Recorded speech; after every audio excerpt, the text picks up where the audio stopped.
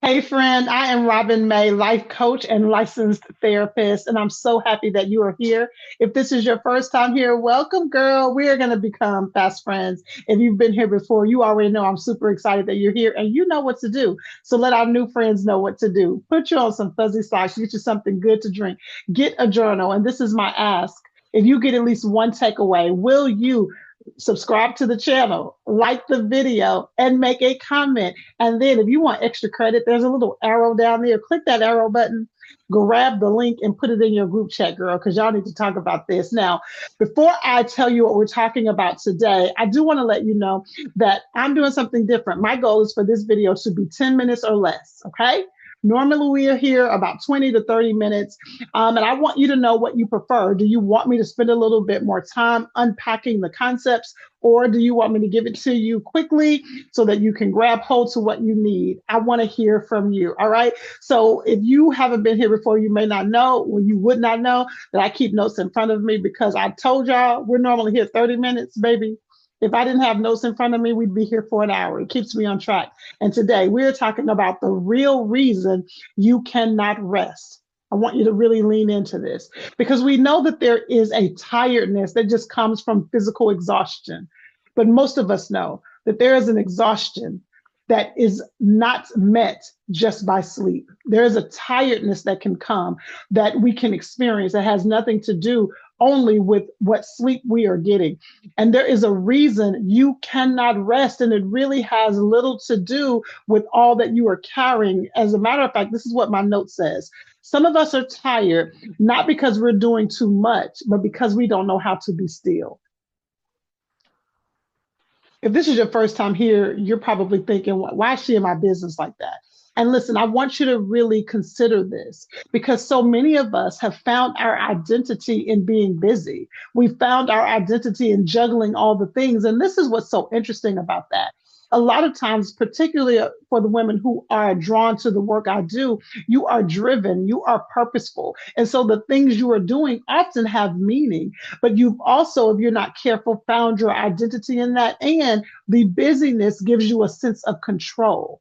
And when you get still, when you try to get still, when you slow down, it exposes you to those internal thoughts, that internal conversation, that reality that you haven't paid attention to because you've been so busy going.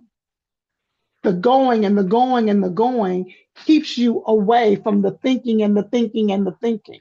And it's the thinking and the feeling that you're trying to get away from. And so you keep yourself busy. The real reason you can't rest is because you have found identity in the busy and you haven't given your soul the space to pause, to be still, and deal with that internal restlessness that is present. Okay, here are three signs. I told you here. I told you all. I'm gonna give it to you straight, and we're gonna go on. Okay, the saints don't know what give it to you straight means. I'm gonna give it to you straight, no chaser. The saints really don't know what that means. But here's the deal. I'm gonna give you three signs that this is you, because the truth is, for many of you, when you slow down, it's not peace that greets you. You don't experience peace when you slow down. It's everything you've been trying to outrun.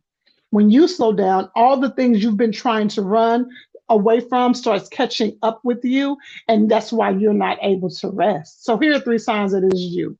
Number one, you feel uneasy even when there's nothing urgent. Somebody just go ahead and say it. Type in the comments, amen. You feel uneasy even when nothing is urgent. And so you're resting or you're trying to rest and you're thinking it's something I'm supposed to be doing. Why it's something so why can't it's because you're so used to doing. So you feel uneasy even when nothing is urgent. Here's another sign that is you. You create tasks even when things are calm. Everything is chill. You've done everything you need to do, and you start coming up with what else you can do. Now, you know that you haven't been up in that attic in 5 years, but now that you don't have anything to do, aha, now is the time for me to get in there and clean out that attic. You begin to create tasks when things are calm. And here's the third way you know it is you. You feel relief after you complete a task, not simply from being fulfilled in what's going on in your life. You find relief, not from fulfillment. You find relief when you complete a task. Baby, how many of you can relate to this? I have my to do list. And if I do something that was not on my to do list, I put it on my to do list so that I can scratch it out. Somebody say, Robin, you're in my business. The real reason you cannot rest has little to do with your to do list. Often it has more to do with that uneasiness that comes when you slow down and have to think the thoughts you've been trying to avoid. Here's the truth. For many of us, productivity has become our emotional regulation. Productivity has become our emotional regulation.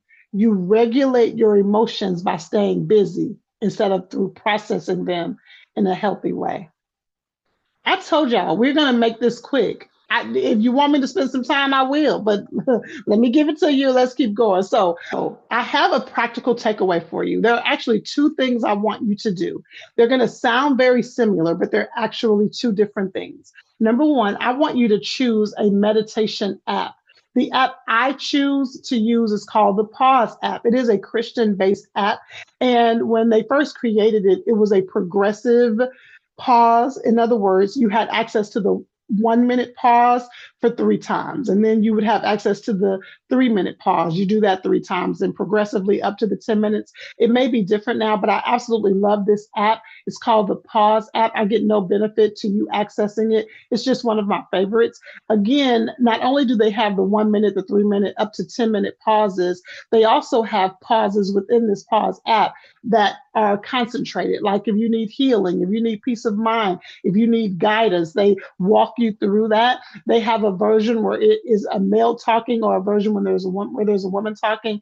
I love it. Several people love the Pause. I'm not the Pause app. Several people love the Calm app. I have not tried Calm, but I've heard rave reviews about it. I just want you to get a meditation app that can guide you in meditation. But here's the second thing I want you to do. And again, this is going to sound similar, but it is totally different. I want you to create a 10-minute non-productive window every single day for a full week. Every single day for a full week, I want you to set your phone for 10 minutes where you are doing nothing. You're not scrolling on the phone. You're not talking to anybody. You're not even trying to meditate. You're just being still for 10 minutes. After your 10 minutes, grab your journal every day for a week and say in the journal how that made you feel. Extra credit, DM me on Instagram and let me know how that felt for you. So, number one, I want you to get a meditation app and use that just as you see fit over time. Then, every day, starting from the point of you watching this video, every day for a week, I want you to identify 10 minutes where you can just be still, not looking at TV, not on your phone, not talking to anyone. You're just still for 10 minutes. As soon as the 10 minutes is up, I want you to grab your journal and write down what that experience was like. Here's the deal. For many of us, the rest we're longing for has little to do with our physical activity. It has a lot to do with us running away from that space where we have found our identity in all the things that we are doing. And we haven't even given ourselves a chance to discover who are we when everything is settled, when everything is calm, when there's no one asking anything of me. Who am I really?